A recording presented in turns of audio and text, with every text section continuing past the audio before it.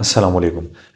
आज मैं आपको बताऊंगा कि माई एम एंड पी एप्लीकेशन किस तरह से यूज़ करनी है, डाउनलोड करनी है और उसके क्या क्या बेनिफिट्स हैं। बहुत ही कमाल की एप्लीकेशन है और ये आपको बहुत ज़्यादा मदद देती है कि आपके शिपमेंट्स रिटर्न नहीं आते और इजीली आप हर सिटी में कांटेक्ट खुद कर पाते हैं। यहाँ पे ऑफिस में कांटेक्ट करने की ज़रूरत नहीं होती है और इजीली आप यहाँ से कांटेक्ट करके ट्रैकिंग भी करवा सकते हैं, खुद भी ट्रैकिंग कर सकते हैं और जो खुद ट्रैकिंग में इश्यूज़ आ रहे होते हैं आप उनसे कांटेक्ट करके उसी सिटी में कॉल करके ट्रैकिंग नंबर देकर कंफर्म कर सकते हैं कि ये शिपमेंट कहाँ पर है और अभी तक डिलीवर नहीं हो रहा, काइंडली डिलीवर करवा दीजिए। बहुत आसान तरीका है। सबसे पहले तो आप यहाँ पे लिखेंगे माई एम एंड पी, बस इंस्टॉल्ड है तो इसलिए मैं इसको ओपन कर लूँगा।